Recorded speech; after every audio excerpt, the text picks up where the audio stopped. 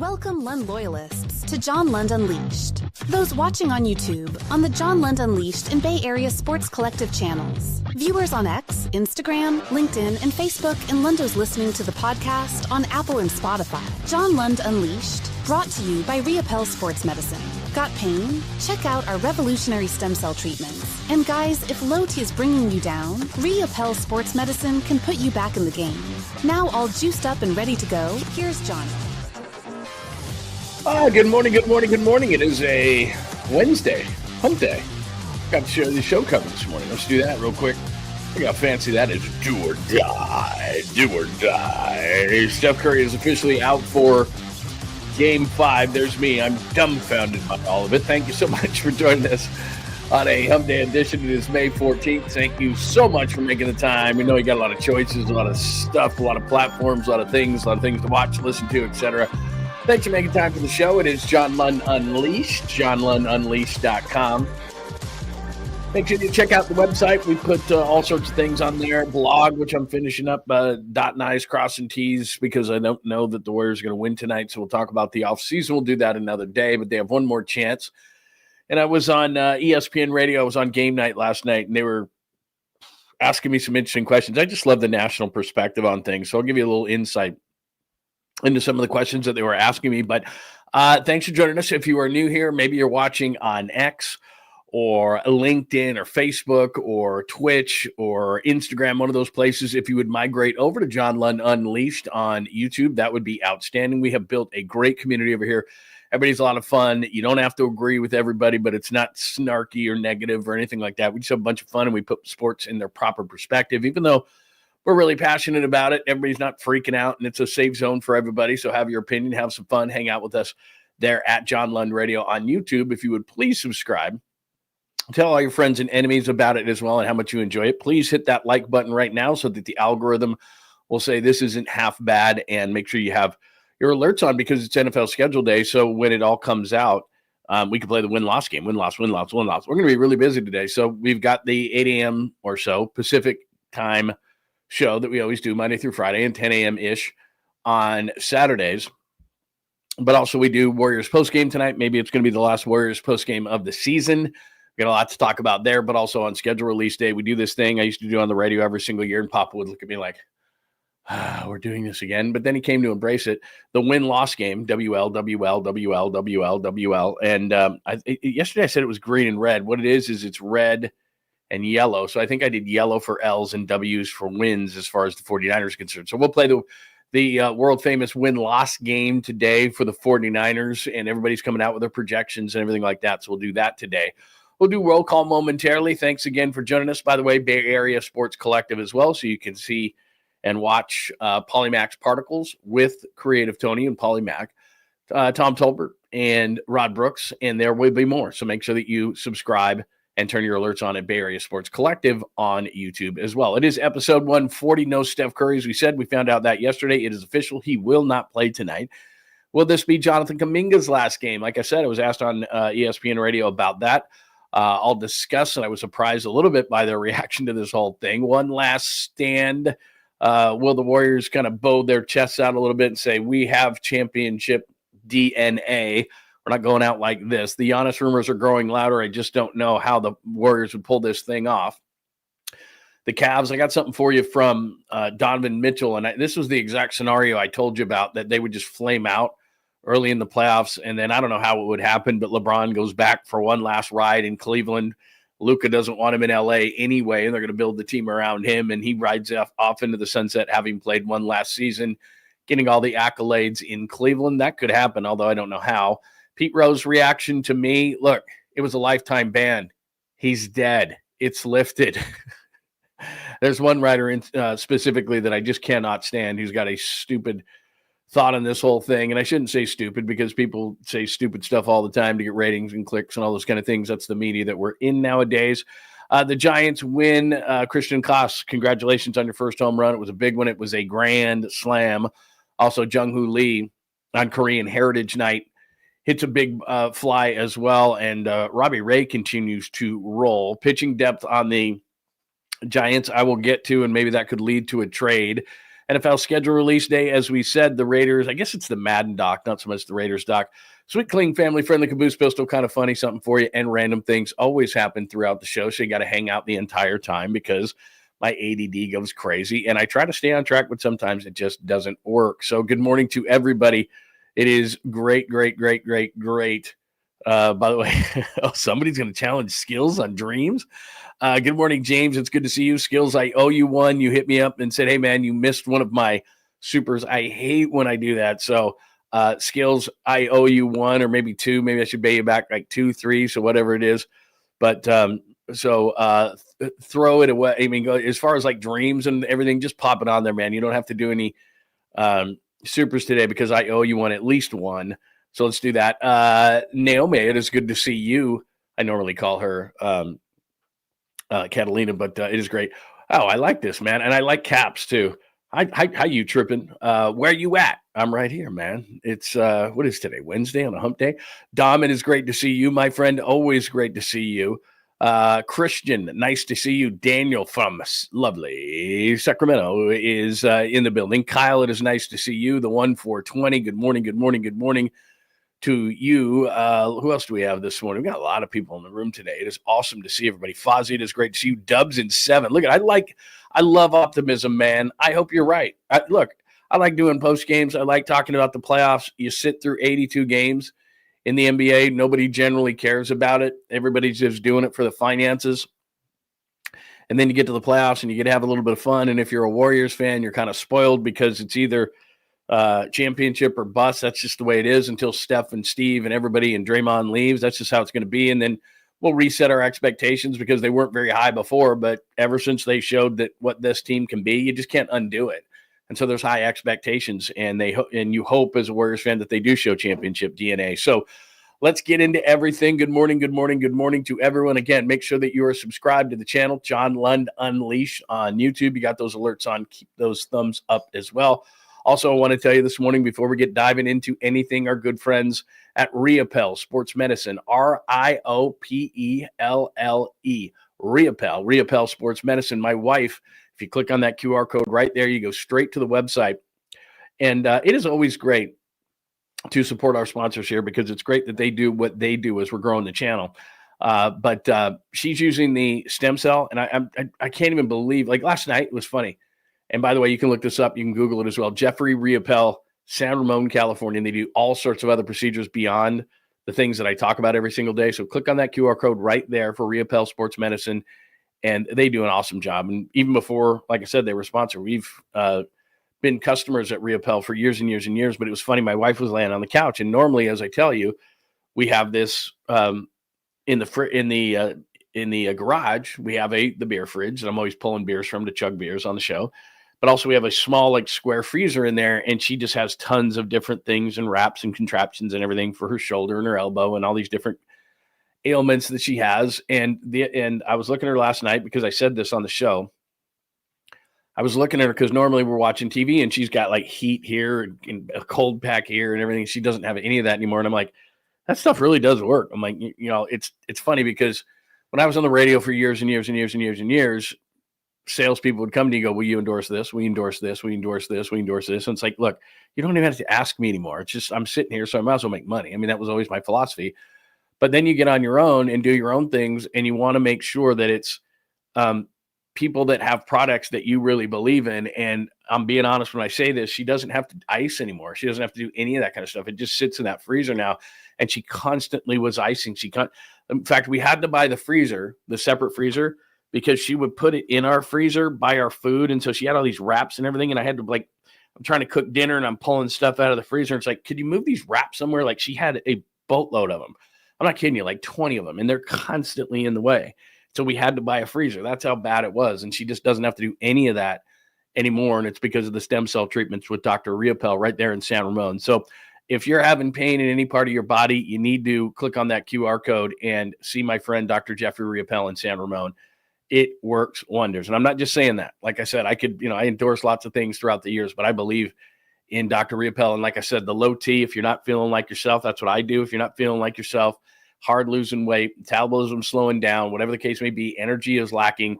It's so easy to go in there, quick blood test, And then about every 4 months, you do this for your testosterone, and you feel great. You have your energy back. You just feel like yourself. So I'm doing the low T. It's every 3-4 months you do it. It makes it really, really easy. And my wife's doing all the stem cell treatments. And Dr. Riopel was one of the first to do stem cell treatments in California. So you're saying to yourself, okay, that's probably good enough for me. So that is Dr. Jeffrey Riopel in San Ramon.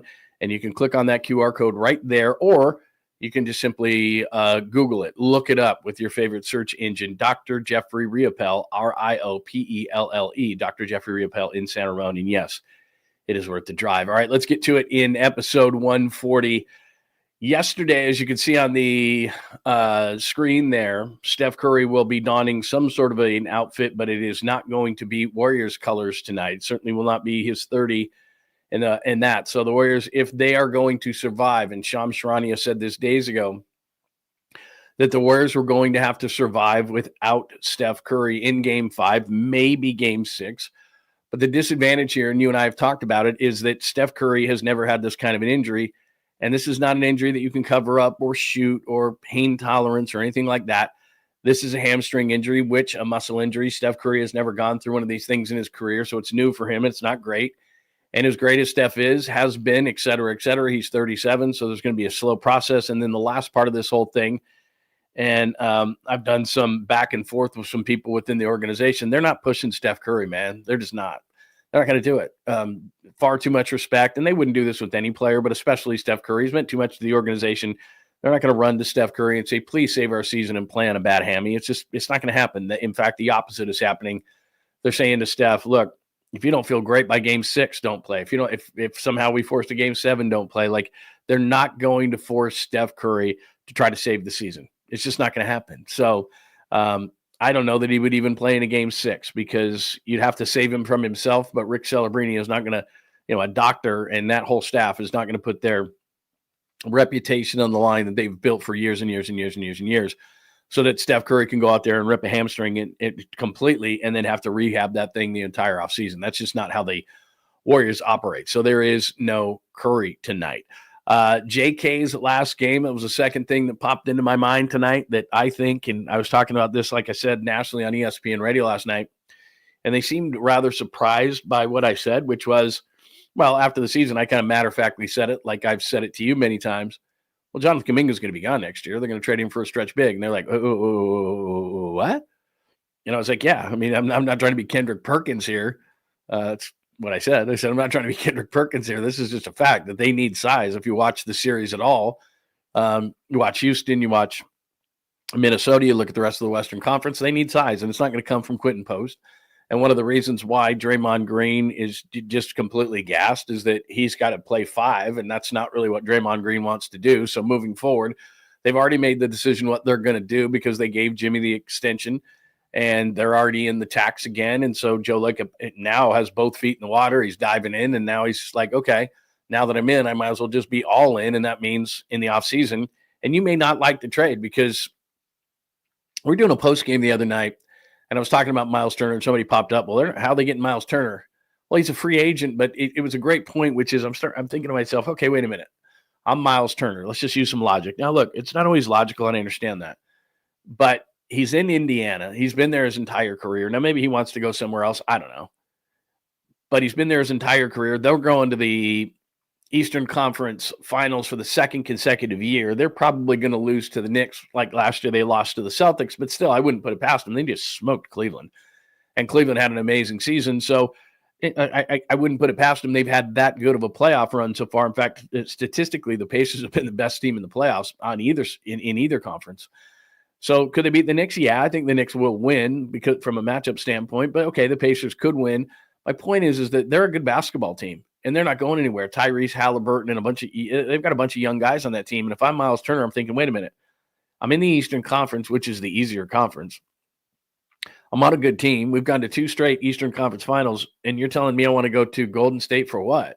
He can get more money, more years. Everything is in his favor if he stays in Indiana. So I don't know that they can get Miles Turner, and I don't think they have the horses in terms of trade value to get him. Jonathan Kuminga. We all think he can be a really good player, but the rest of the NBA, I'm not so sure. So I don't know. And Indiana's got those kind of players, that size player on their team. So it doesn't really make a whole lot of sense for them for Jonathan Kuminga. All right, who else can Kuminga get you? Naz Reid's a free agent. He's not an exact fit because he's not a defender, but he'll give you the stretch 3 element to things, but he's better off the bench, not really so much as a starter.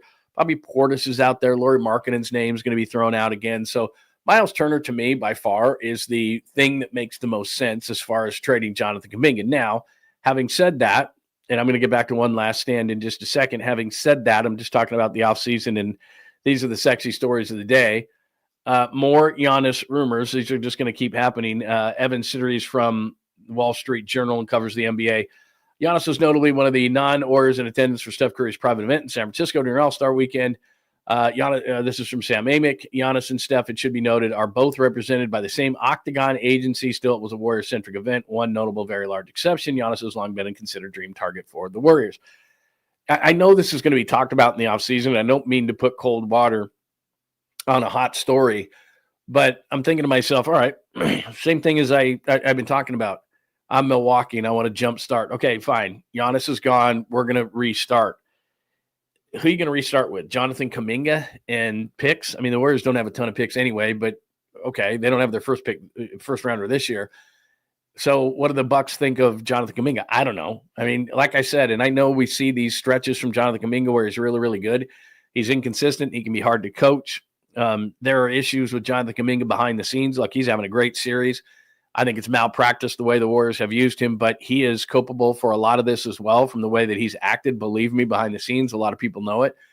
So I don't see that. Plus, you got to make salaries match. So you're going to trade 35-year-old Jimmy Butler. I mean, that's what makes the most sense because Giannis is not a stretch. You know, obviously he's going to be working in the mid-range too close to the basket, and that's where Jimmy Butler likes to play. So you got to move Butler, but he's 35. So what are the Bucks going to do there? Take Butler, then move Butler again? Well, Butler doesn't have the greatest reputation exactly after what he pulled in Miami, so I don't know what his trade value necessarily is, Jimmy Butler. So it just sounds way too complicated, even though there is exactly what I just popped on the board, that he has been their dream target for a long time, and there is a relationship there with the agents and everything like that. But at the end of the day, the Bucks got to get something. Giannis has got to want to go somewhere. Now, here's the fly in the ointment to my logic. He may just say, I want to go to the Warriors, so let's work something out. Because a lot of times, more and more in sports, the player has the power. So if he wants to go somewhere, a lot of times that's where the player ends up. So maybe he wants to end up with the Warriors and he backs the Bucks into a corner. That's very possible. But from a logic standpoint, as I said yesterday, the Spurs getting the second choice, they don't need another young player. They got a bunch of young players. And so I could see the Spurs getting into the Giannis sweepstakes and the Bucks saying, hell yeah, I want those young players. I want the second pick in the draft. I want the 14th pick in the draft. They've got a lot of assets to do, the Spurs. And I could see a Giannis going, yeah, I want to go to Texas where there's no state income tax. I want to go to Texas where there's Victor Wembanyama and there's De'Aaron Fox. Like that makes a lot of sense. And Greg Popovich is still in the front office. So there's respect there with San Antonio. So it seems to me that there are a lot better situations that make a heck of a lot more sense than the Warriors. That's been the case before. And then the player says, I want to play here, make it work. And that's kind of how things work nowadays because players have the power. That's just how the things work. So maybe Giannis does want to be here. It's long been rumored. You just saw what I just popped up there about he and Steph having the same agents and all these kind of things. So I'm not going to crush it. I'm not going to kill it. I'm not going to throw cold water on it. But what I am going to say is it's highly unlikely to me. Because Giannis could have better situations. And he knows this is what's the problem with the Warriors too is, all right, let me go join this team that has 37-year-old Steph and 35-year-old Draymond, and they're on their last legs. And if I'm the Warriors, I want to make this work not only for now, but Giannis is 30. So he could be a guy who in the next 5 years, Steph leaves and he can be your building block. He can be the bridge to the future at the age of 30. That whole thing that you were trying to do with Kuminga and James Wiseman and Jordan Poole and play the two ways, Giannis is only 30. So Steph leaves in 2 years. Giannis is 32. He's still playing really good basketball, and you can build around him. So that would be a dream scenario for the Warriors. I find it hard to believe that the best deal out there is something that the Warriors could offer the Bucks. But then again, the teams don't always have the power anymore, and the players do. So we shall see as far as that goes. But again, that is off-season talk. So one last stand, and what that means is, and I want to ask you this. What do you think tonight? Is this it? Steph Curry is not going to play tonight. I was looking at numbers just across the board, and I don't want to bore you with them. But I was looking from anything from your basic numbers, team numbers I'm talking about with the Warriors, shooting percentages, defense, turnovers, effective field goal percentage, from the real simple stuff, points per game, all the way into defensive and offensive efficiencies and everything. I was just looking at just all the numbers to just kind of get a gauge of the Warriors in these first 2 rounds. And you know what I found out, and you probably already know this, but I'm just going to tell you, there's 16 teams in the playoffs. The Warriors really rank in a lot of these numbers, most of these numbers, from like 11 to 15 in that range for everything. They haven't played really well in the playoffs, to be honest. Steph Curry's injury obviously has a large effect on that, but they're middle of the pack as far as defense.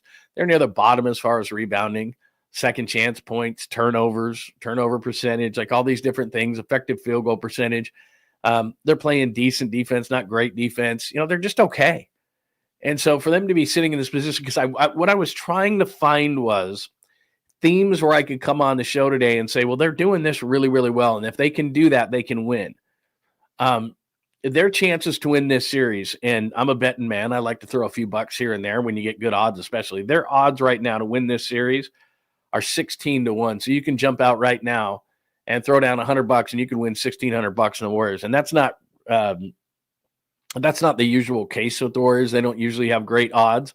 But I threw down $100 just for the heck of it. And then, so afterwards, I was thinking, okay, I want to go on the show tomorrow and I want to find something that I can hang my hat on to say, but they're doing this really, really well.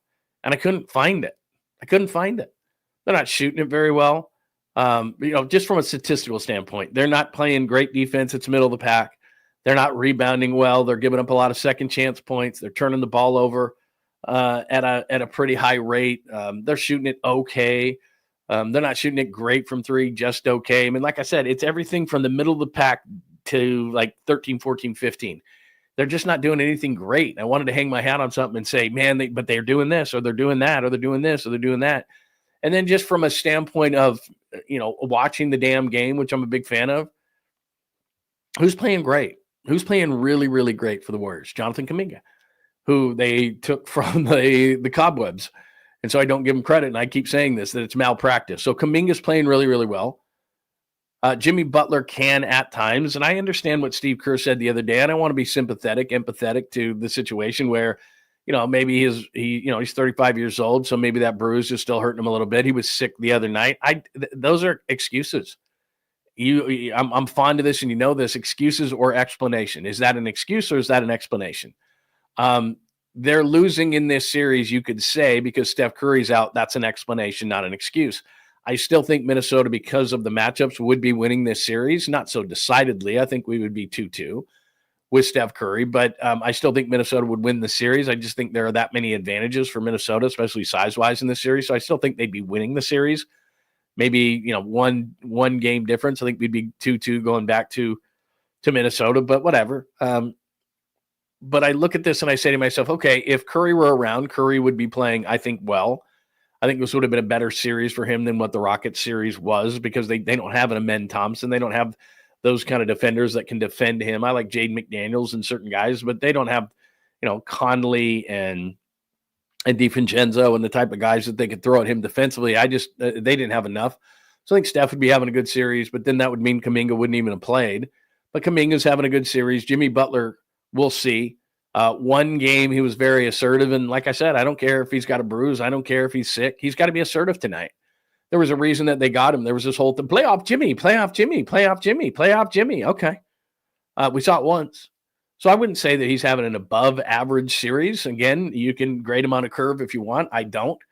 So he's not having an above average series. Podziemski's been god awful in this series. They're trying to rotate some of the bigs in. I mean, I give Looney a little bit for being a veteran and grabbing some boards in the first half, but it hasn't been consistent. Trace Jackson-Davis had one good game, and I think that, again, there's kind of a malpractice situation. I would just let him play because he fits this series with his size, length, and athleticism, but his minutes have been inconsistent in this series. Some of that, again, has to go to Steve Kerr. So my point is, in looking up those numbers and discussing the whole thing, is they haven't had anyone really other than Kuminga have an above-average series. And then you look at Minnesota, and Dante DiVincenzo sticks out because he's having a terrible series, and everybody else is playing pretty well. Julius Randle has been incredible. After the first game, about 6 quarters, Anthony Edwards has been absolutely great, especially second half of games. And in the third quarter, when they outscored the Warriors 39-17, he was ridiculous. One of the best players we've seen in the entire playoffs in that quarter alone.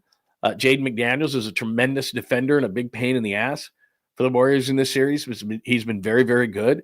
Rudy Gobert's numbers really don't show it, but he's been better than he normally is against the Warriors in series. The Warriors have exposed him in past games and series. That's not the case in this series. He's been pretty good in this series. So across the board, Minnesota's been good.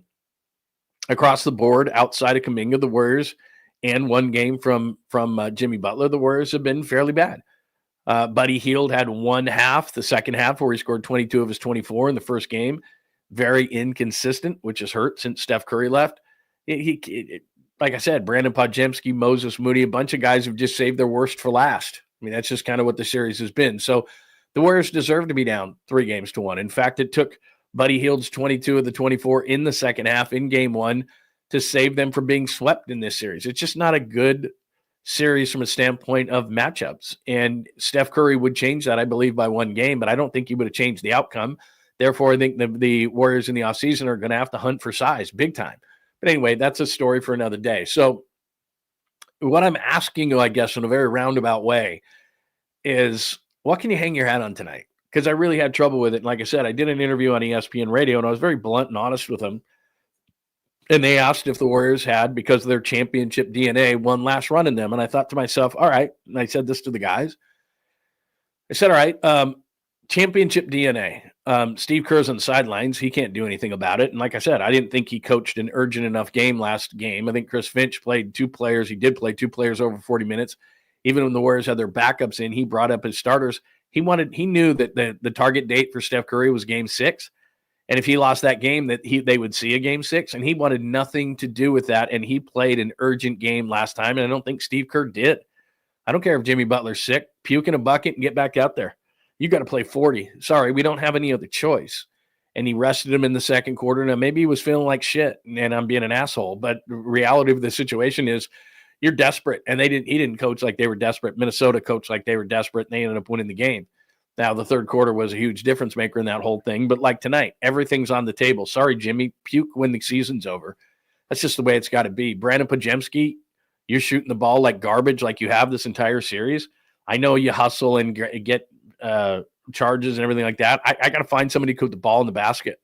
Sorry. So the 37 to 40 minutes that you've been getting, I don't have time for that tonight. If you're going to play the way you're going to play, I'm going to have to rifle through the bench. And I don't love this because he already did this in game 2 to see what's going on. He gave that game away essentially by sparring with the Timberwolves in that game. Another thing that I didn't agree with. So Steph Curry goes down and you have in the middle of the playoffs and you decide that you don't have a plan. Like you never thought that Steph Curry could go down and you didn't have a plan. I don't understand that. So they threw a bunch of stuff against the wall and they still haven't had any consistency since that point. So tonight, I won't blame Steve Kerr if he goes just throw everything against the wall because this is it. Your season's over after tonight. This is do or die. This is must win. We are at that point. So if Podziemski doesn't have it, you're out. If Jimmy doesn't have it, you're out. I mean, really, you would Jimmy. That's not true. Jimmy, I mean, you just got to play and you just got to live or die with your best. Brandon Podziemski, to me, in this series has not been your best. So I don't care who it is. It can be Pat Spencer. It can be Moses Moody. It can be just rifle through the bench and see if somebody's got it. I mean, you found Jonathan Kuminga on the trash heap. I don't know why he was in the trash. Like, you know when you accidentally throw something away, how the hell did I throw that away? That's Kuminga. Like, you can't throw him away. So, you're going to play Kuminga tonight because you have no choice. You're going to play Butler as much as you can because you have no choice. You're going to coach a desperate game, which is what you should have coached the other night because you didn't want to go down 3-1. But okay, you're in Minnesota and your season depends on it. So my question to you is very simple: championship DNA. Because I told him, I said, look, Draymond Green is a champion, but he's gassed. Steph Curry is out. Steve Kerr can't shoot the ball, defend, pass, dribble. He's a coach. He can coach in an urgent fashion, which he will. But exactly who has championship DNA on this team? Jimmy Butler's never won a championship. I mean, he's carried him, and we call him Playoff Jimmy because it followed him from Miami. But okay, I've only seen that on occasion in these playoffs, so I wouldn't exactly call him Playoff Jimmy. Jonathan Kuminga, in the 22 season, hardly played. I mean, I know there's pictures of him kissing a trophy and everything, but he doesn't have championship DNA. He's never done it. He's watched it. I don't know that you can get that through osmosis or whatever kind of thing that you can get that through. It's not like a disease. So I don't, he hasn't done it. There's guys who have sat on the bench and watched it. Moses Moody sat on the bench that year and watched it, but he has been nothing in these playoffs. So championship DNA boils down to one guy. It's Draymond Green. He's the only one that was on all those teams and has championship DNA. Now, Kevon Looney has it as well, but he doesn't have the talent to back it up. I mean, he can sit there and say all sorts of things, and maybe it's going to be Kevon Looney that gives the speech tonight, but there's really one guy who's going to be very impactful tonight that has championship DNA, and that's Draymond Green. And so I don't look back and say, well, these are the Warriors. They are in name, and Steve Kerr's still there, and Draymond Green's still there, and technically Kevon Looney's still there, but he's not good enough to impact things in a great way tonight. I mean, they'll probably play him a lot because he's a veteran, and Steve Kerr will decide that this is a game in which you play those veterans, but they've got to play in a way, to go back to my original thought on this conversation, they've got to play in a way tonight that they really haven't played for the majority of this series, which is, as you look at the numbers, like I said, it's ugly. They have not played well. They've not rebounded well. They have not. They've turned it over. They've made a lot of mistakes. They've just made stupid plays. They've fouled a lot, by the way. They haven't gotten to the free throw line themselves. I mean, it's just all these different things have happened. And then, like I said, I'm trying to make a case for the Warriors to win tonight. And like I said, I went through it statistically and all the other different ways you could look. And I said, there's just really not a lot out there that would tell me that they could do this. Now, could Jimmy Butler have a game like he did 2 games ago? Yeah. But here's the problem. Jimmy Butler 2 games ago had an amazing game, didn't score for the last 8 minutes because he was gassed. Jonathan Kuminga, as I've told you, has scored an easy 30, and they still didn't win. So what it's going to take is Jimmy Butler from 2 games ago being incredibly aggressive, playoff Jimmy, Jonathan Kuminga scoring his 30, Buddy Hield playing the way like he did in Game 7 against Houston, Brandon Podziemski having that 26-point game that he had against Houston, which has essentially been his only good playoff game so far. He would have to have that kind of a game. I mean, the way that Kevon Looney rebounded in the first half of last game where he had 8 rebounds, like picking and choosing the best of what they've done, but they haven't done it concurrently during these playoffs. And that's a lot to ask. And, oh, by the way, you don't have Steph Curry tonight. In Minnesota, they smell blood in the water. Anthony Edwards has been the best player in the series. Julius Randle has been the second best player in the series. So when you've got the best 2 players on the other team, it's hard to be optimistic about tonight's game. That's all. Look, I hope I'm 100% wrong. I hope I'm a complete jackass, and tomorrow we jump in here and I say, boy, was I wrong. But so far, just based on what they've given us to go on, and that's the best prediction for the future is the past, the things that we've seen so far from the Warriors in this series without Steph Curry lead you to believe that what would be your belief that they could win tonight? And I'm sorry to be so pessimistic. Like I said, I actually launched a journey yesterday to say, okay, how are they going to do this? How are they going to pull off something that nothing says they could do? So anyway, there's my charge to you. How could they do this? Here you go, right here, right away. Pine Needle. Thanks, Pine. Kuminga's going to get 40 points tonight if Steve takes the chains off him. Look, there should be no chains. It should be, look, you're our best scorer. And that includes Jimmy Butler, by the way, because what's happening for Minnesota, and this is part of the deal. I've said this before, and I'm remiss in 33 minutes into the show of not bringing this up. I'm talking about all the negative things and all the things that I see from the Warriors statistically and otherwise, just watching the game. Minnesota's got great matchups, and Jaden McDaniels is really, really good defensively. And so Jimmy Butler's trying to have a great game tonight against the guy in Jaden McDaniels that's an all-defense caliber type of performer. He's long, he's quick, he's athletic, and that's who they throw on Jimmy Butler tonight. So that's part of the problem here is Jaden McDaniels is a really difficult defender, and Jimmy Butler is got to deal with him tonight, and that's what Minnesota's going to do. Like Jimmy's the head of the snake here. I know that Kuminga can be, but that's what I like. I think Kuminga can score 30. Rudy Gobert's tried to come out on him. He's got a great mid-range game. It drives me crazy when he doesn't go to the rim, and he can go to the rim anytime he wants. He's either going to get fouled or he's going to get, deep into it. We saw it in the previous couple of games. So Kuminga tonight could score 30. There's no doubt. Jimmy Butler could score 30 tonight. Have a great mid-range game, get out on the break, those kind of things. He could get to the free throw line, even though, I told you the game was going to change. because of the playoffs, because of the way that they call the game or the lack thereof. And that was one of the things, by the way, it coincided with Anthony Edwards getting going. He stopped bitching at the officials every time he drove to the rim and got touched, and he would stop and complain and look at the officials. And I'm sure their head coach and their entire organization watched film with Anthony Edwards and said, stop complaining to the officials. It's the playoffs. It's the playoffs. You're not going to get those kind of calls. So just deal with it. You got hit on the wrist. Turn around, run back on defense. Stop it. Because early in the series, every single time he drove to the rim, he thought he got fouled. And maybe during the regular season, they would have done that. But during the playoffs, they're not. And so all of a sudden, he stopped dealing so much with the officials. I'm sure the organization told him that. And all of a sudden, it was like, wow, he took off. So there you go. All right, what else do we got? Give me your thoughts on this whole thing. Give me some optimism of how they can pull this off. Because if they were to win tonight, optimism would be abound. Let's be honest here. Okay, so let's take it to the other side. Somehow they pull this thing off. Let's just have some fun. Somehow they pull this thing off without Steph. Steph comes back for game 6. You're at home.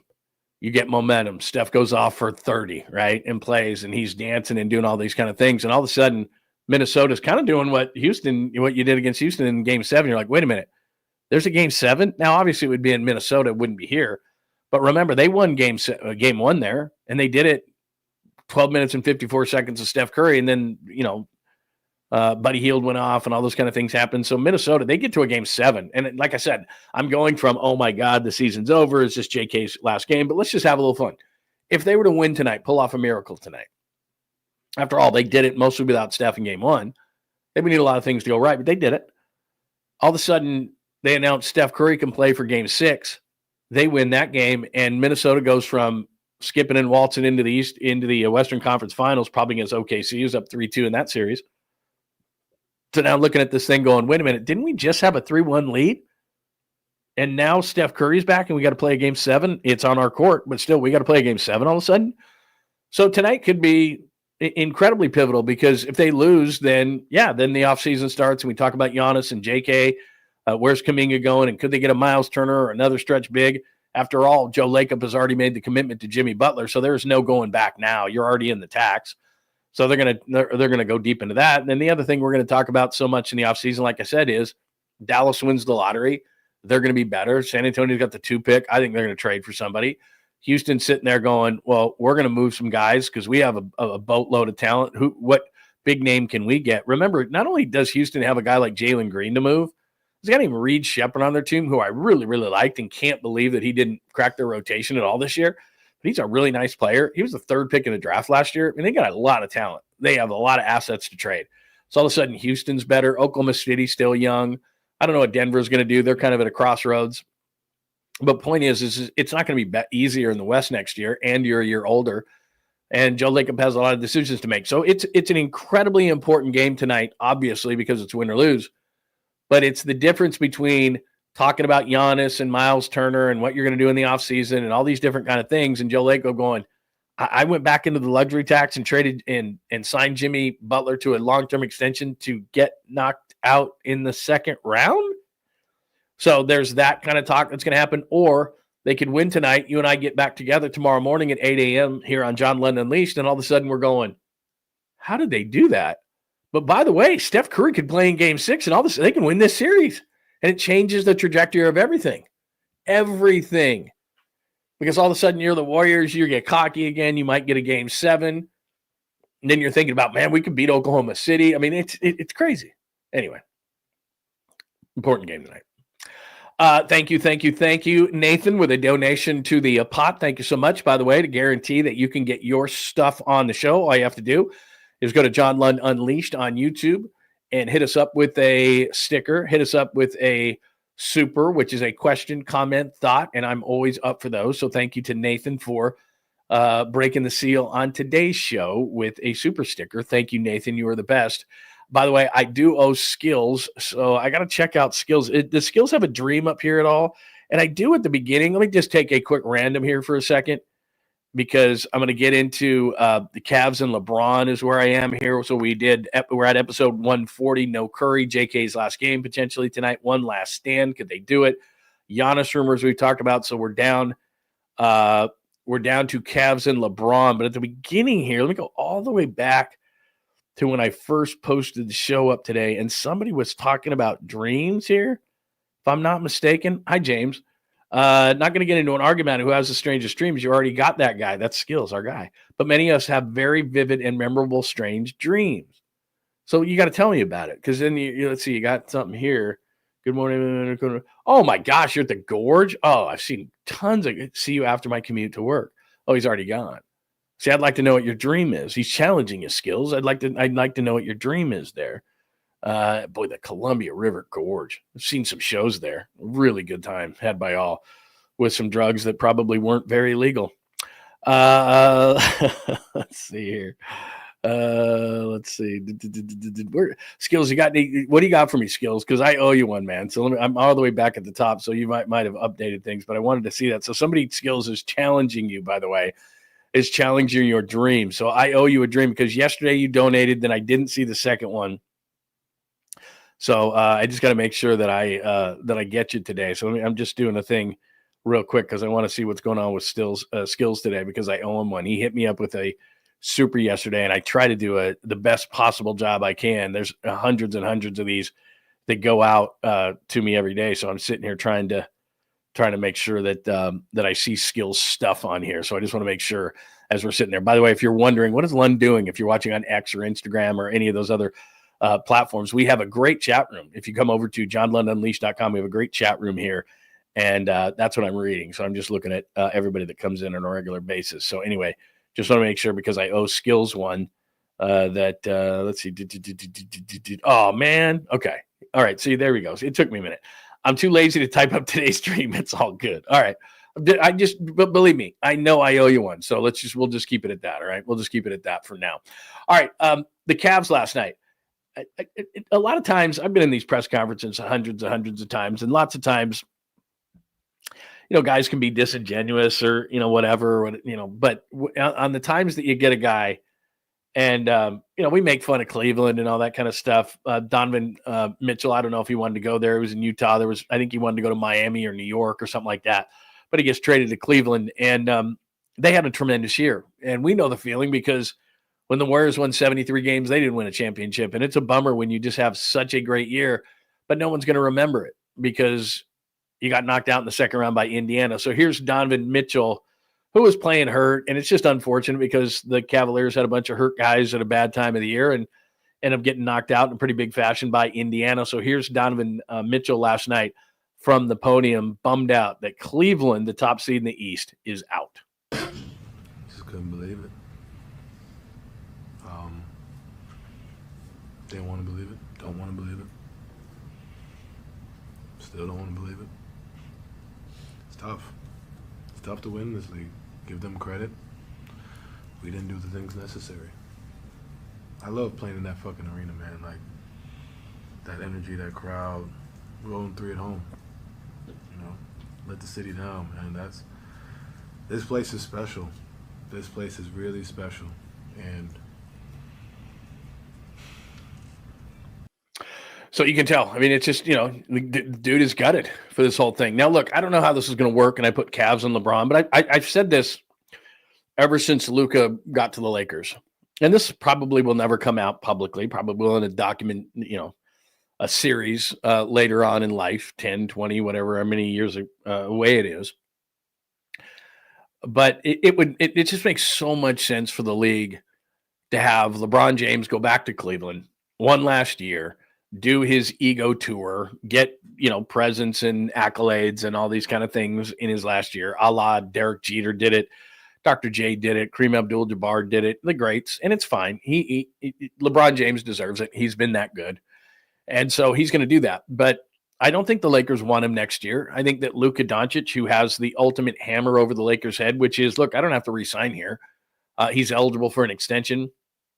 If the Lakers don't play ball with Luka, like I said, he's not going to make this public, but if the Lakers don't play ball with Luka, I would imagine that he'll probably behind the scenes tell them, look, man, I'm not re-signing. You gave up Anthony Davis, you gave up, whatever things you gave up. You should have gave up more, but you didn't. But you gave up what you gave up. And I could walk out the door and LeBron's going to be 41 years old. So you make a decision. I'm 26 and I dominate the basketball. And when I'm standing around watching LeBron, that's not what I do. So you have two ball dominant players, and it's my turn, your turn, my turn, your turn, my turn, your turn. It doesn't work. And the Lakers are in a very similar situation to me as the Warriors, as the rest of the West has some dominant size that gives them all sorts of trouble. And once they traded Anthony Davis, they didn't have any. And they ran into the same problems that the Warriors are running into. And the Warriors, frankly, ran into against Houston. And this isn't going to change in the Western Conference anytime soon. So the Lakers need to change what they are. Jackson Hayes doesn't get it done inside. For the Lakers, they lose Anthony Davis. Now, look, I make that trade 100 times out of 100, and I don't care if Dallas got the first overall pick, whatever the case may be. You know my thoughts on that whole thing. I think it's rigged and fixed and all those kind of things, but that's for another day. But I think the Lakers need to make a move, and Luka has the contract or lack thereof to hold over the Lakers' head to say, look, I'm ball dominant. The team is mine. The ball is mine. And I want players that fit me, i.e. players that are younger, players that are more athletic, players that are 3-and-D. I want a pick and roll big guy like they had with like a Derek Lively, somebody like that. That's what fits Luka. That's how they got to the NBA Finals a year ago. Not with my turn, your turn, my turn, your turn. Okay, they were the third seed. Wonderful. You won 50-something games. So they won 52 or whatever they won. Great.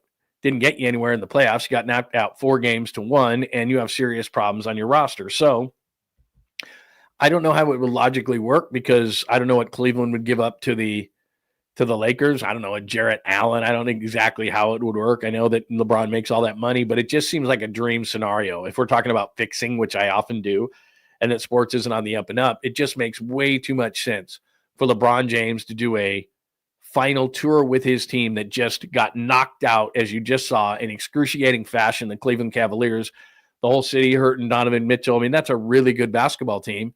And if somehow, and if I'm the Lakers, I just, give me Jarrett Allen, and you got Evan Mobley, all of a sudden you got LeBron and you got Mitchell and you got plenty. Give me a couple of guys off that roster. We'll match some things up, whatever. You can still be really good. You'll win the East, and you got LeBron, and he's doing a final go around, his third time with the Cavaliers. He goes out. They're in the Eastern Conference. It's much easier than the West. I mean, Boston next year is not going to have Jason Tatum for the majority of the season. Indiana's a nice team, but Cleveland with LeBron beats them. The Knicks are absolutely going to be a problem, but if you look to the Western Conference, it's a lot more difficult. So the East is easier. So that makes a lot of sense for LeBron. He gets away from some of those teams with the size. I think it makes a ton of sense. I don't know how it happens. Dotting I's, crossing T's, the logic of it. I'm just telling you that LeBron, I think, is going to get traded from the Lakers because I think Luka doesn't want to deal with that. They don't match. There's only one ball. Luka needs a pick and roll big with him. He needs some 3-and-D guys so that he can dish off those things. That's what he had in Dallas. He needs that kind of a roster, and LeBron doesn't fit what he's going to do. And from a timeline standpoint, he's 41, Luka's 26. Like, if you're the Lakers, now's the time. Flip this guy, get the kind of players that you want around Luka, make a 5 or a 10-year run around this guy, and you're good to go. And LeBron gets to go to Cleveland. The NBA loves it. He runs a final, run around the league tour, and Cleveland's really, really good and could potentially win the East with him. And he goes to the NBA Finals. He's much closer in Cleveland to a final trip than he is with the Lakers. Just makes a lot of sense. I don't know how it's going to happen. Don't ask me for the details. I gave you kind of details, but I wouldn't be surprised if it happened. So there you go. Give me your thoughts, or even if you care, maybe you don't.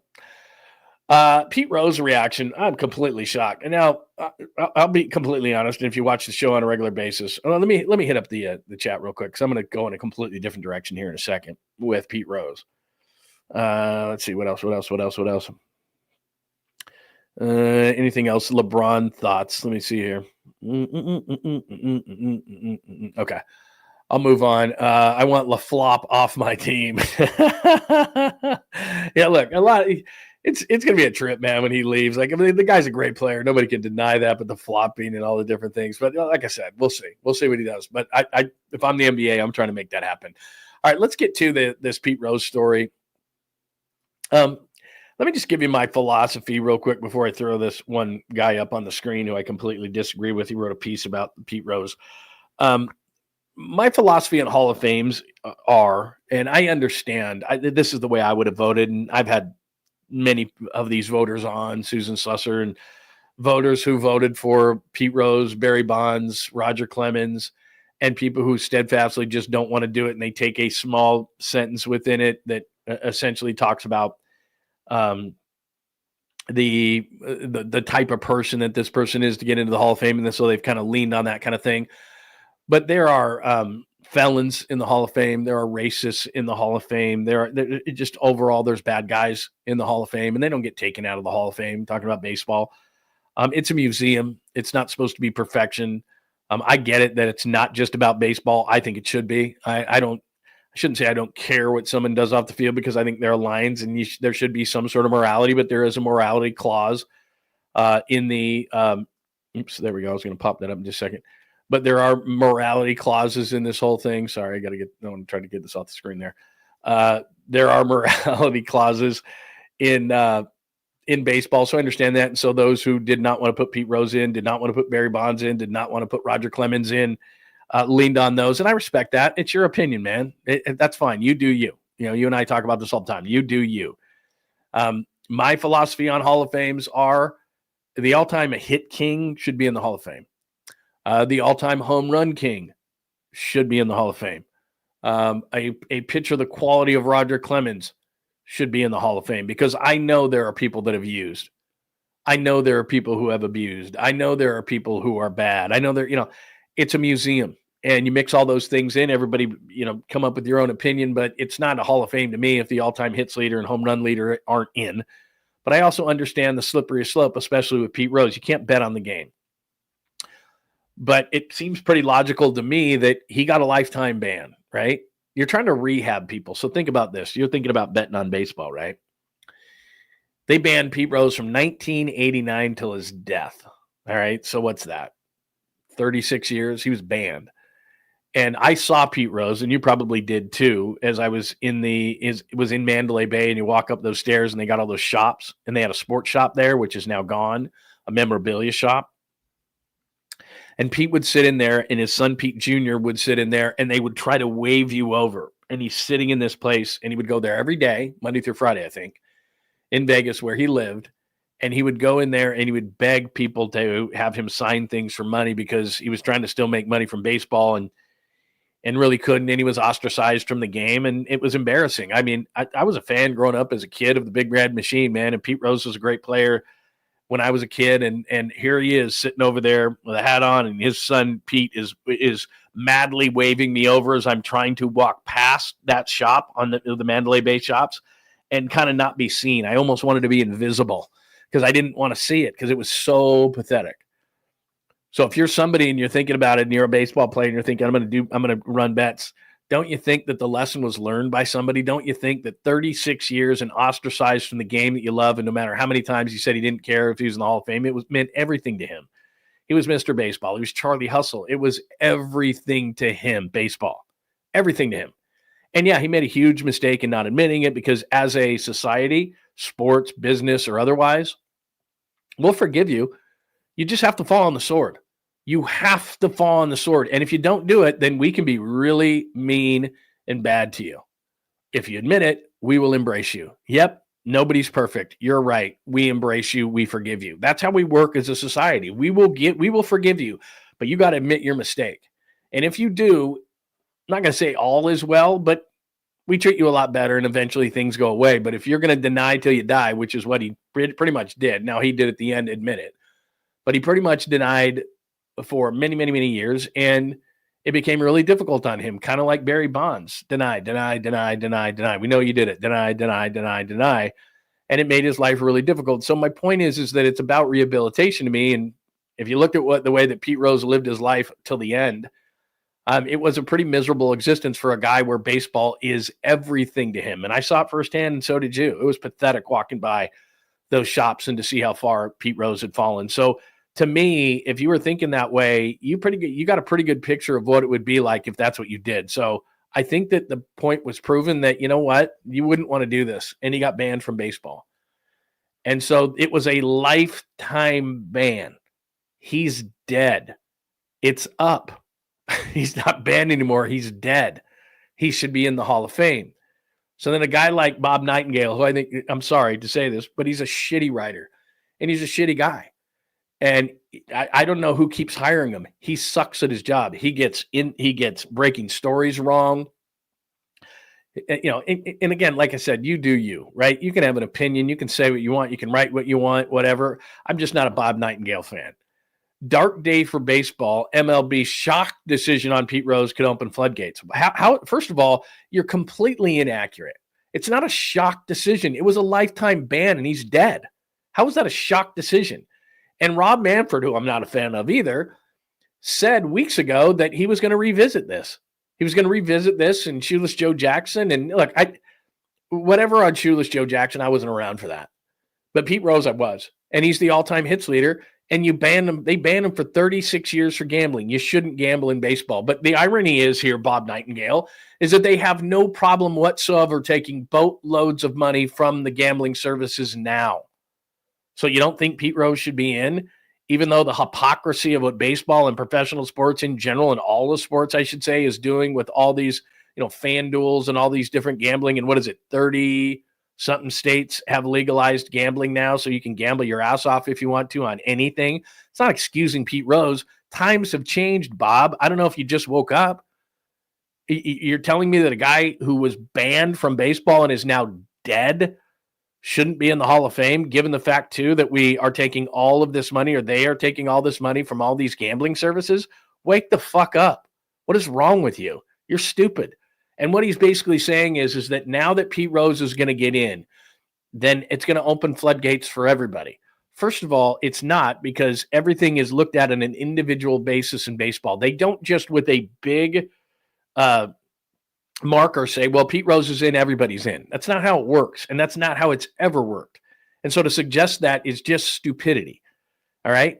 Second of all, the all-time hits king should be in. He was banned for life. He's dead. The ban is over. Pretty simple. And then as far as Barry Bonds is concerned, Barry Bonds should be in. Roger Clemens should be in. Are you telling me that Piazza didn't use? Are you telling me that David Ortiz didn't use? Are you telling me Bob Nightingale that nobody's in that used? Because they did. And what's worse, that, and when I was around and covering baseball at that time, it was encouraged. Everybody knew it, including you, Bob Nightingale. Everybody knew it was happening. Nobody threw up their hands. Bob Nightingale didn't write some kind of an insider piece, insightful piece that broke it open. That was Jose Canseco who did it, who said everybody was using, but everybody knew, and we didn't need a book to even tell us. So all those guys should be in. The guy who authored it, the guy who oversaw it, Bud Selig, is in. He knew it was happening. How is he in? Really? So anyway, this is a slippery slope, and we can go down it all day long. But the point is on Pete Rose, and it's an individual thing, because Pete Rose is in doesn't mean Shoeless Joe Jackson is in. Whatever. It's a museum. It's all the perfect people are not in. There's a morality clause. I think a morality clause is stupid, And if there's a morality clause, then take a bunch of bad people out of there. Ty Cobb was a massive racist. Take him out. But you won't do that. So there's not a bunch of angels in the Hall of Fame. And Pete Rose, you cannot, this is again, philosophically, can you tell the story? I do agree with that. Can you tell the story of baseball without the all-time hit king? No, you can't. Can you tell the story of baseball without the all-time home run king? No, you can't. So put him in. It's only logic. And can we move on from it now? Because there are guys who have used. There are guys who have abused. There are guys. There's a lot of bad people in all the halls of fame. But yet there they are. And it's a museum. And that's the whole point of it. And a lot of people can lean on the morality clause, and they do. And I respect that. It's fine if you didn't want to vote for him. But times have changed. And in Pete Rose's case, he's dead, so the lifetime ban is up. But the total irony of the whole thing is they're taking millions and millions and millions of dollars from these gambling services. And yet you're still telling me that Pete Rose, who's staying in the game, there's no question about it, by betting. And one of the ways that you can undermine the sport, there's no question, is by betting. But if I'm sitting there as a manager, and that's where the problem was with Pete Rose, he's betting on his team, against his team, whatever. He's got insider information. You can't do that. Like, let's say I'm a manager right now, or I'm a player, and I'm thinking about gambling. Gee, do I do this or not? Do I hit this button or not? 36 years and a lifetime ban from Pete Rose. The type of life that Pete Rose, who loved baseball and wanted nothing more than to get into the Hall of Fame. That guy who lived and died for baseball, how much pain he went through to and you don't think that that's a stern enough warning for someone who might be tempted to bet? You don't think that 36 years and being banned from baseball in the way that he was, and the way that he lived his life, and the way that he was ostracized from this whole thing, the way that he was embarrassed by Jim Gray, remember the All-Star game, all those kind of things? He was everything about baseball. And you think that someone's going in the back of their mind going to sit back and go, not enough.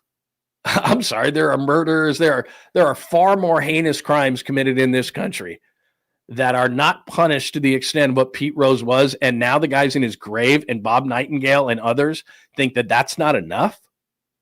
It was a lifetime ban. His life is over. He deserves to be in. As do Clemens, as do Bonds. And if you're talking about floodgates, those three guys deserve to be in. Those three guys deserve to be in. That's hardly floodgates. Anyway, I'll get off my soapbox now. Hardly floodgates. He's a terrible writer. He's terrible. Absolutely terrible. Sorry. It's just awful. Everything he writes, awful. All right. What else do we have today? Sorry to go on that tangent. Let's see. Pete Rose reaction. Oh, Giants win. Lee, KOSS, and let me pop up the Giants box score here. Boy, this is a hard right turn. Let me share the screen with you. It is still baseball, I guess. Let's see. Box score. There you go. First of all, as far as games in May are concerned, this was an important win. They had a losing streak going on. Arizona's in your division. You weren't scoring a bunch of runs. And to throw a 10 spot on a Tuesday night is really, really big. So Christian KOSS right there at the bottom, as I told you, he's an automatic out, right? I'm sitting there going, 7-8-9 is atrocious. And then you look at 7-8-9 last night, and there's Lamont Wade Jr. with 2 hits. He's up to 157. Woohoo! Let's see. Patrick Bailey last night scores a run. He's hitting a real best 179. But Christian KOSS, 2 for 4 last night, hits his first career home run, gets a grand slam. They're in those funky uniforms last night. So congratulations to Christian KOSS. Robbie Ray continues to rock and roll. He's 6-0 with a 304. And even if people say that wins don't matter, and they don't, if Robbie Ray keeps this up, he might be going to the All-Star game just because they are gaudy. I mean, people go, they don't matter in analytics. Yeah, but when you do All-Star voting, when managers look at stuff, let's say at the break, Robbie Ray's like 9-1 with a ERA hovering in the low 3s or high 2s. He's going to get an opportunity to go probably. Kyle Harrison gives up a home run, but still, okay. Camilo Duvall is pitching great. Bivens, I'm not a huge fan of. They had a big enough lead with him at the end, but the pen, Bivens makes me nervous. Walker makes me nervous right now. Rest of the pen is pretty strong. Really cool that Jung-Hoo Lee hit a home run last night on Korean Heritage Night. That was very, very, very cool. So there you go. And they throw up a 10 spot on Arizona. I just think it was an important win last night. I know that maybe it doesn't matter in the whole scheme of things, and we probably won't go back and say, hey, remember that game on May 13th when the Giants beat the Diamondbacks 10-6? But they were in the midst of a losing streak, and they weren't scoring a whole lot of runs in that streak, and you're going, and then they all of a sudden turn around and get a 10 spot. KOSS gets a grand slam. Maybe that gets him going a little bit. Wade gets a couple of hits. Maybe that gets him going a little bit. So we'll see. But like I said, an important win, and Robbie Ray has been absolutely great. He's been their best pitcher. I mean, I know that Logan Webb is their number one, and I'm not suggesting that he's not. I'm simply saying that just Robbie Ray's been really, really good over his last, 5-6 starts? Really, really good. So huge win last night. I'm going to call it a huge win because they were in the midst of a losing streak, and you're playing against Arizona, and that's huge might be a little too strong, but still really, really good. And then I didn't bring this graphic. I meant to, but I didn't. Let's see. One of the Carsons is pitching. Is it Rags? And one of the Carsons is pitching really well right now. Alex Pavlovich had the number. And then Kyle Harrison, we saw him again last night. And I'm always chirping about Birdsong and hoping that he can get in there. My point is this. They've got a lot of young pitching depth on this team. And I keep bringing up a guy like Rhys Hoskins. And you just got to hope that the Brewers lose, because then earlier rather than later, I just think he's a perfect fit. So I realize the scrutiny that we have, and I need to have somebody on because everybody loves when we talk about, young players and the, the 30 top prospects and all this kind of stuff. Melissa Lockhart does a really good job with it. A couple other people do a really nice job with it. And we always, when I was on KNBR, we always got a ton of reaction. Like we would have them on and we get reaction. And then later in the podcast, we would post it and people would go back to it. So people love looking at the prospects and everything. But just off the naked eye, they have a lot of young pitching depth in this organization, and it's good enough to go out and get a first baseman. So I know Lamont Wade gets a couple of hits last night. Congratulations, you're hitting $157. It doesn't change my opinion on him. So they need to do something. They've got some pitching depth. That's where I am right there. And so I think that they might be able to do that. So there's some thoughts on the Giants. Give me your thoughts on the Giants as well. That's where we are. Episode 140, by the way, today. Welcome in, as we're just past an hour into the show. We are here Monday through Friday at 8 a.m. Pacific time on John Lund Unleashed on YouTube. Please make sure that you subscribe, and also subscribe on the Bay Area Sports Collective, which is my show.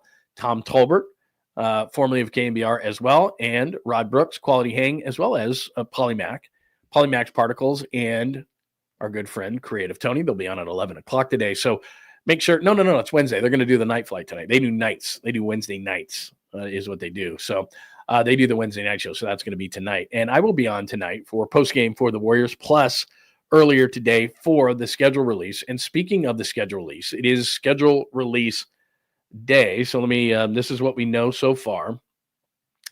I don't love how the NFL does this. I would rather just have them do it at once. But look, they know a lot more than I do when it comes to the offseason. They're absolutely great at this. They never have a spare moment in the offseason. So this is what we know so far. So Monday it was announced.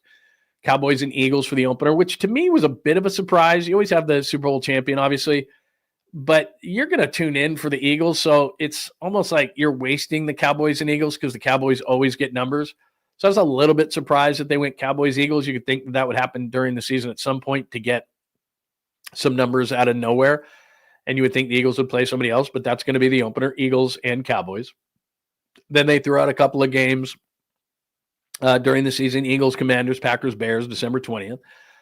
Prime Video throughout some games. Like I said, you're looking at a Thanksgiving matchup between the Bears and the Eagles and a Christmas matchup between the Broncos and the Chiefs. ESPN throwing out an Eagles-Packers game that is in Brazil. Let's see, CBS, you got the Cowboys and the Chiefs. You got that out there. So, the international games, those were announced yesterday. So they do it a little bit. And then today they're going to throw out the big thing, and that's going to be everything else. There's always lots of rumors. I heard yesterday from a friend of mine in Seattle who does a show up at KJR in Seattle that the opener was going to be the Niners and the Seahawks. Others have told me that they thought maybe it was going to be the Rams. Anyway, I believe my guy up in Seattle, so I think that is going to be the opener. So there's all sorts of stuff that are being thrown out as far as the rumors are concerned. I don't really jump into those kind of things. I'll just wait. I mean, it's happening. And so what we're going to do is when the schedule is fully released, we're going to play the win-loss game, which I used to play in the radio all the time, much to the chagrin of Papa. He would just sit there and go, oh, I hate when you do this. But then after a while, after a number of years, because we're going to do it. Like I would just walk in that morning and be like, this is what we're doing. We're definitely doing win-loss game. And he'd be like, oh. So anyway, we'll do keep your alerts on today because when the schedule is released, we'll do the win-loss game tonight. So we got the show this morning, which we do Monday through Friday and Saturdays. 8 a.m. Pacific, 10 a.m. on Saturday. So make sure you are tuned into that. Then have your alerts on today because when the schedule is released, we're going to have a fun game of win-loss with the 49ers. And then tonight, after the game, we're going to do immediately following the game, we'll do Warriors post-game. It might be Warriors off-season post-mortem, or it might be, oh, my God, they pulled it off, and Steph Curry might return for Game 6, and the Timberwolves might be in trouble. So that's what the agenda looks like today. Let me get a couple of other things in here today because I got a really funny thing for you. This is funny. Did I already NFL? Oh, I went to the NFL. Sorry. Let me do this. Let me reverse back to baseball for a minute. Rewind it back. I saw this yesterday. Amazing. Max Scherzer's having a year. So because of the deferred payments from the Nationals, he's getting $15 million this year. He signed that contract with the Mets. He's getting about $31 million from the Mets. He pitched for the Rangers. He's getting $12.5 million from them. He signed a one-year deal with the Blue Jays, $15.5 million from them. This is all this year. So this is what he gets. Every 2 weeks, he gets a check from the Nationals, the Mets, the Rangers, and the Blue Jays in his account. And for the year, 31, 46, let's round that up to 59, 69. He gets about $75 million this year. $75 million this year for Max Scherzer. You can tell me about Bobby Bonilla having he gets a check for $1 million in his July 1st or whatever. That's great. Max Scherzer is not even playing, and he's getting paid from 4 different organizations about $75 million this year. I don't care. I'm not going to hear about anybody else like Chase Daniel, the former NFL quarterback. I think he got $41 million over like 9 years, never took a snap, held a clipboard. I mean, that's nice. Bobby Bonilla gets his deferred payments. There's a bunch of guys who get deferred payments. Shohei Ohtani's going to get boatloads of money from the Dodgers after he's done. I don't know that anybody's had the type of year that Max Scherzer is having this year. Mets, Nationals, Rangers, and Blue Jays all pay him, and he's going to make $75 million this year. Unbelievable. Pretty good work if you could get it. Other things that we need to talk about today. Oh, this is the doc that's coming out on I think it's on Madden, right? Or is it on the Raiders? But anyway, that's Christian Bale on the left as Al Davis, and that's Nick Cage on the right. Or it could be reversed for you, but it's my right and left. So Al Davis, that's Christian Bale. Christian Bale as Al Davis. Wow. And that's Nick Cage as John Madden. Don't know that I'm buying Nick Cage as John Madden. Madden was a little bit bigger than that. So I'm not really buying Nick Cage. I mean, I never did, but there you go. But I am excited to see Christian Bale as Al Davis because I think he'll nail it. He's an amazing actor. I'm Batman. I don't know how he's going to pull that off, but that looks like Al Davis right there. Not so much buying Nick Cage, but we'll see. I mean, Nick Cage is a great actor. Lots of weird stuff has happened in his life. He doesn't look a whole heck of a lot like John Madden there, but we'll see. I think he needs to get a little bit bigger. But anyway, there's a first look at that. I'm excited for it. I'll give him a chance. I'll be open-minded in that whole thing. I got a feeling that Christian Bale is going to be absolutely amazing, and I'm probably not going to buy Nick Cage as John Madden, but I could be 100% wrong. Other NFL-related news. This was on ESPN yesterday, and they talked about there's a number of receivers, so they talked about who was going to take a step forward amongst that really good class of last year's. Malik Neighbors, of course. Russell Wilson's going to be throwing them the ball. Maybe Jackson Dart. Talked about Marvin Harrison stepping up, all these different things. Brian Thomas Jr. of the Jags is really nice. And then they mentioned Ricky Pearsall, and they said the following. Takes time for rookie 49ers receivers. This is off ESPN, neither Debo nor Ayuk were overnight sensations. Same should be expected for Pearsall, especially when you consider the time he sat out because of injury and he got shot.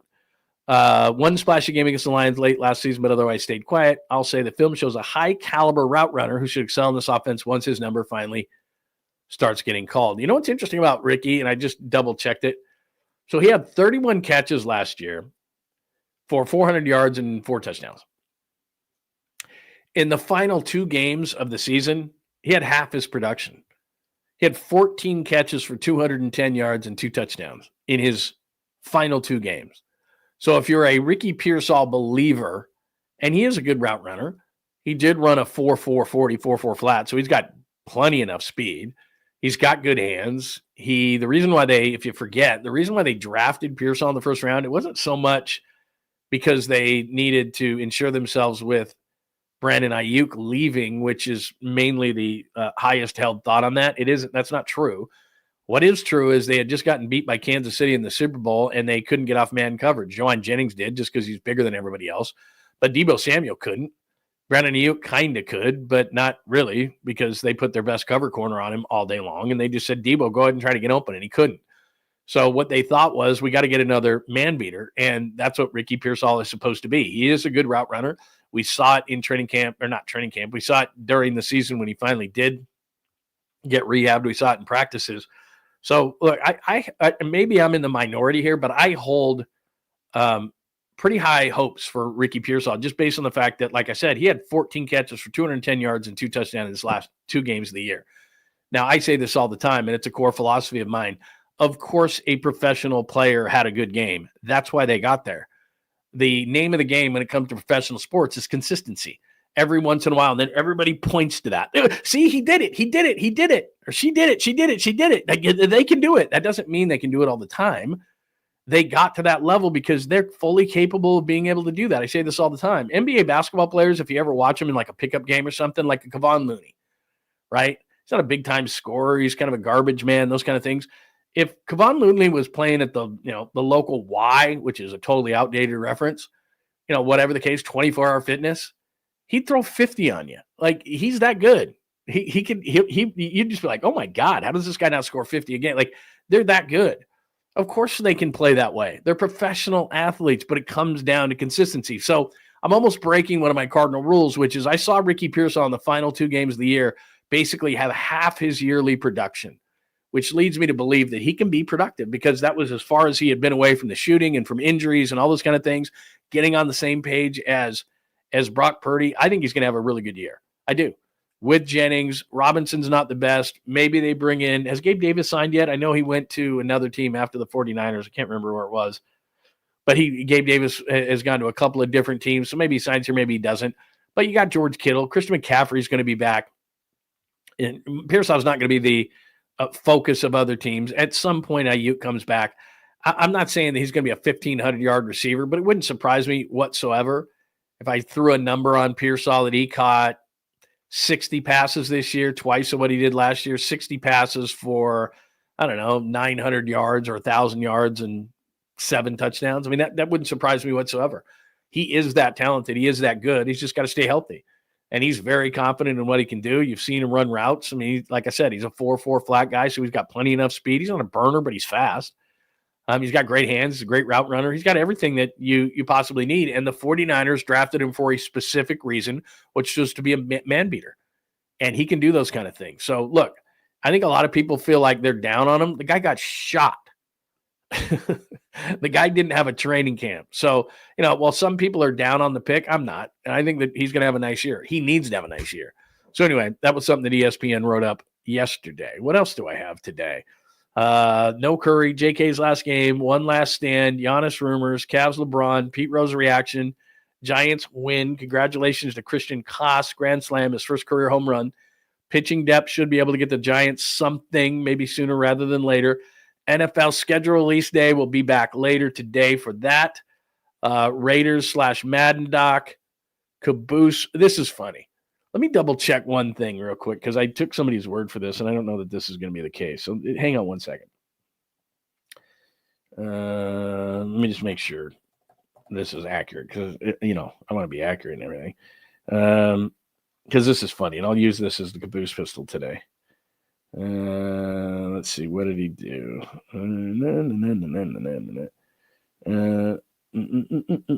Oh, here we go. Hang on one second. Sorry.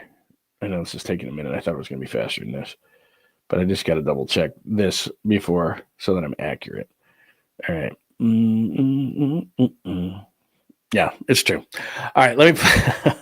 I just wanted to make sure I got the numbers right. That's all. All right. Let me play a sweet, clean, family-friendly Caboose pistol open for you.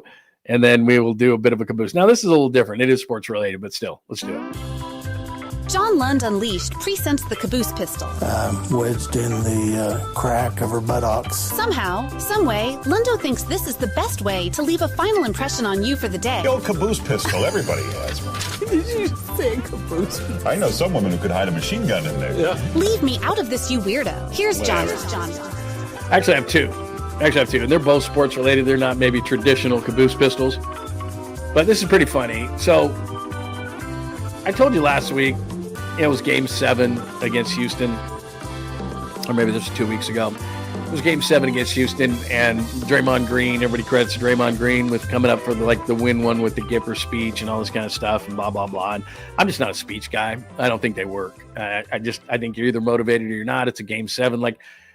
I'm just thinking to myself sitting in the locker room and Draymond Green or at the hotel or whatever, whenever he said that speech. And I'm like, dude, it's a Game 7. I'm not going to say that to him, but it's like, you're just blowing hot air to me. You're Charlie Brown's teacher. Wah, wah, wah. I'm not even listening to what you're saying because it's a Game 7. And if I'm not motivated by the fact that my season could end, I'm never going to be motivated. I'm a self-motivated person anyway, but it's like, I don't need somebody to give me a rah-rah speech before Game 7. But anyway, Draymond Green was credited with it. So last night, Jared Greenberg, this was before the Pacers and Cavs game last night. And he says that Max Strus sent out a certain text. So let me play this for you, and then I'll give you a little bit more context to this whole thing. Here's Jared Greenberg last night on a text that Max Strus of the Cavaliers sent out to try to fire his team up before they got eliminated by Indiana last night. Group text message was sent out to every single Cavalier player from Max Strus. Strus said simply, if you don't believe, then don't show up for work. Strus said this morning that he doesn't think this group is done. Thompson telling me that he just wants every single guy to star in their role. All right. So Max Strus, of all people, the former member of the Miami Heat, is now a member of the Cleveland Cavaliers. So he sends out this fire and brimstone text. If you're not going to show up, don't even show up tonight if we're not going to be ready to play. All right. Thanks, Max Strus. 26 minutes for Max Strus. 0 for 9 from the field. 0 of 6 from three-point land. He did contribute 7 rebounds, but he was -3 in those 26 minutes and scored 0 points. So you and I scored as many points as Max Strus did last night, sitting on our couches. 0 of 9 from the field, 0 of 6 from 3. Excuse me. So again, a group text message was sent out to every single Cavalier player from Max Strus. Strus said simply, if you don't believe, then don't show up. And then he proceeds to go 0 of 9 from the field and 0 of 6 from three-point land. Nice try, Max Strus. And finally, sweet, clean, family friend, the Caboose. So you probably remember this. And there are certain, this was a job that didn't exist 20 years ago, but there are certain people who do an amazing job as social media coordinators. And we had a great one. When I was at KNBR, we had this guy named Sam, and Sam was smart enough to get out of radio and to go back to school and become a lawyer. I don't know where he is in that process. It was a couple of years ago. But Sam was brilliant. The guy was from Denver, really smart guy. You probably saw a lot of his stuff. He stopped with KNBR probably 2 years ago. Best social media guy I ever saw. Just during games, we'd sit by him with the 49ers and he would send stuff out. He just had a brilliant mind when it came to this kind of stuff. Was constantly sending out just great content. Anyway, it was really, really good. This is probably the best piece of content that anybody has sent out from any professional team. Maybe I'm wrong. But this was 2 years ago. This was because today is scheduled release day. I thought I would play this today. So the Tennessee Titans, and remember, Tennessee is the home, the number one destination for bachelorette parties. Nashville is. And so what they did was on schedule release day, they went out and mainly talked to women, but there were some men involved as well, and it was pretty funny. And so this is how they did schedule release the Tennessee Titans in 2023. And again, you've probably seen this, but this is one of the best, if not the best, social media piece that a team has put out. And this is back in 2023. And this is how the Titans social media team released their schedule. Again, this was 2 years ago today. St. Louis Rams. Oh. Lightning McQueen. No. Oh, that's just the football logo. The Boston Bobcats. No idea. Cowboys, Yes, yeah. Baltimore Orioles. This one is the Red Stallions. 49 to 69ers. 49er Cowboys. No. Stars. It's a Pirates from the islands of the Caribbean. Chester Cheeto. Tigers. North Carolina Tigers. Texas. That's the Cowboys. Texas. Got that. Yeah. Atlanta. That's Florida. Florida Dolphins. Oh, Texans. Eagles. Pittsburgh. Who's that? Bulls? Who? Patriots? That's the Patriots logo? That it actually does not exist. That is Nashville, Tennessee. Tennessee Titans. I mean, that was brilliant. That was absolutely brilliant. That was 2 years ago. And then what has happened since then, and we'll see these, the only reason I play it today is because we're going to see people trying to top that today. Organizations, they're all sitting there. They're around some big mahogany table going, how do we top what the Titans did in 2023? And I don't know if it's possible. So we'll see teams do that kind of stuff. There's been other teams, they try and they attempt, and there's been a few good ones, but nothing's beaten that. I mean, nothing's beaten that. You just take drunk people off the street, basically. I'm sure there's a lot of people who knew it, but, and essentially a lot of those were the bachelorette party types that were day drinking, which is awesome. And anyway, I don't know that anything tops that, but that's schedule release day for Tennessee in 2023. And I don't know that anybody's going to top that today. They'll try. So watch your social media channels today, but I don't know that anybody is going to top that. So there you go. Let me make sure I didn't miss anything today before I check if we missed anything on the chat line. I don't think we... Oh, by the way, if you missed it, because I did do schedule release, there was the international games. I popped that up there yesterday in case you missed it. So again, schedule release day is today. Those are the international games. I popped those up yesterday. Minnesota playing back-to-back games on international. Of course, Jacksonville wants to be international because nobody cares about them back here in the States. Niners do not get an international game. They did have one in Mexico City a few years ago, and then their last one actually over in Europe was in 2013. So it's been a while for them. So again, NFL schedule release, and as we said, there you go. Today is the day, and we'll find out today. Netflix schedule, all those other schedules, and then the full schedule comes out, and we will pop back on to play the win-loss game. Plus, we'll pop back on for Warriors post-game tonight. So make sure you have those alerts on John Lund Unleashed. Make sure you check that out on YouTube. All right, what else do we have? Anything else today? Yeah, that was amazing. I mean, that was just unbelievable.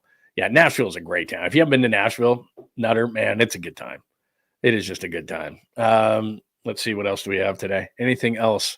I mean, that was amazing. What seriously calling the Colts and the Cowboys, just unbelievable. I mean, it's just, it's drunk people. Like I said, most of those people that they showed up there were women that were attending bachelorette parties, and they got them in the middle of the day drinking, which I'm very jealous of. Who doesn't love day drinking? You're in bed by like 8:00. It's unbelievable. Let's go. Hello, Antonio. It is great to see you. What up, Jay London fam? Come on, Dubs. Let's get this one. I know it'll be tough, but show and do your job. Like I said, if we're sitting here tomorrow and they win this thing and Steph can come back for game 6, this thing can flip in a big time hurry. I don't expect it, but I'm just saying. And by the way, if you're really confident in the Warriors, I looked this up last night, 16-1 are the odds that they come back. I did not check it this morning, but as of last night, you could put down $100 and win 1,600. So, or 1,500, I guess, or whatever. So anyway, throw that out there. Let's see 1,600. What am I thinking? So absolutely. So do that. Yeah. Give that a shot. I'm not saying that you should. I did just for fun. You like to have a couple of bucks on it. Do I think it's going to happen? No, but would I like to win a few extra bucks? Yes, I would. So there you go. All right. Anything else we missed today? If I did not say hello to you this morning, I apologize for that. Did not miss any. Nope. Just other than Nathan, thank you for donating to the show today. We really appreciate it. And again, if you want to get your thoughts up on the screen, guaranteed in the future, you can always do those super stickers and supers. That would be greatly appreciated. Anything else that we have? Let's see. In terms of Pete Rose, it is always good to talk to you, Kenny. Entertainment business. And so when and if baseball players use the juice, look, football players are on the juice, WWF. Exactly. Look, I was covering the league back then, and I knew that they were using, and Bob Nightingale knew that they were using, and everybody knew that they were using, and the commissioner of the league was at the time was put into the Hall of Fame, even though he oversaw the whole thing. And then in terms of gambling, you're taking billions and billions and millions and billions from FanDuel and all these different places.